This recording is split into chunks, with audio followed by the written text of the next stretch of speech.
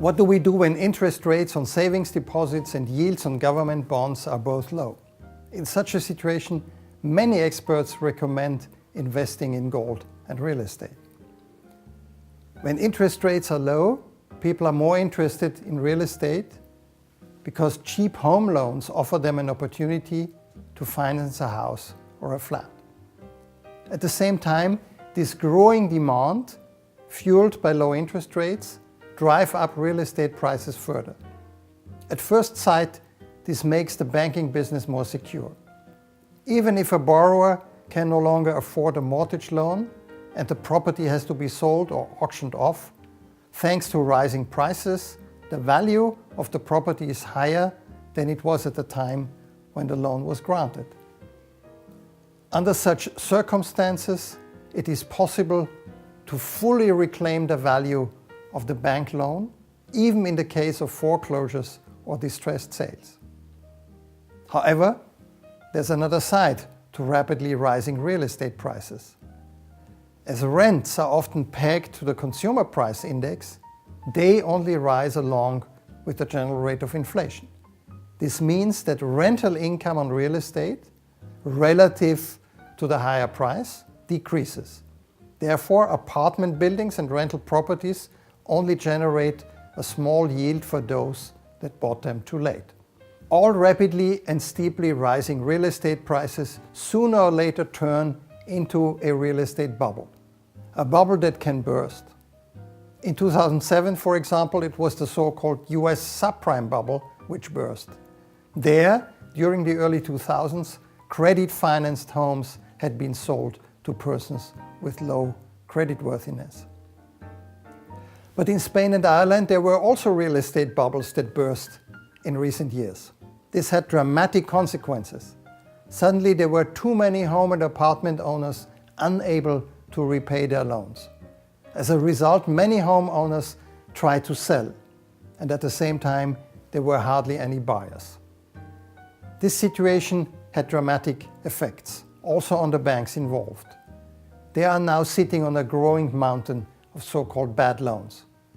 After the real estate bubble burst in Ireland and Spain, home prices dropped, unemployment rose, and many banks had to apply for government help.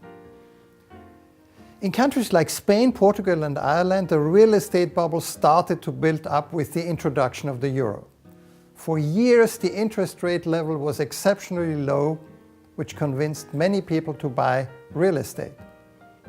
On the other hand, in Ireland and Spain, the high rate of economic growth until 2008 was boosted by the credit-financed construction boom and by the excessively fast rise of real estate prices.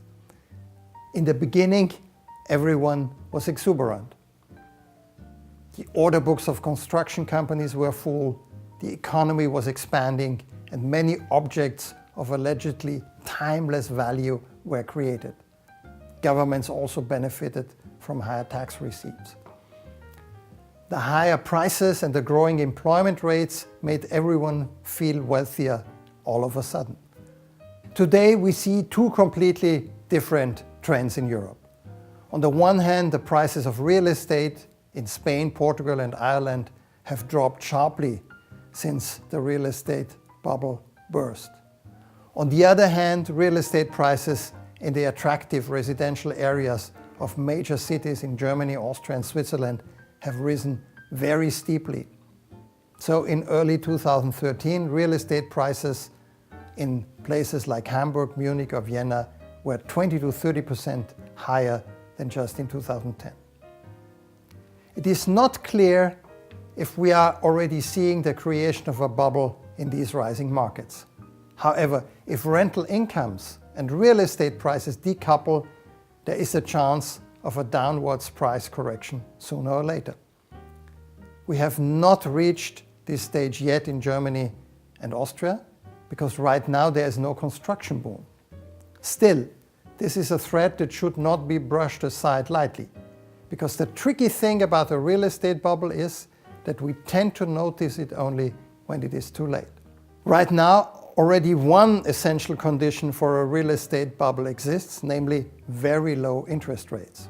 Therefore, one should be careful when buying a home or an apartment, or when recommending this to someone else.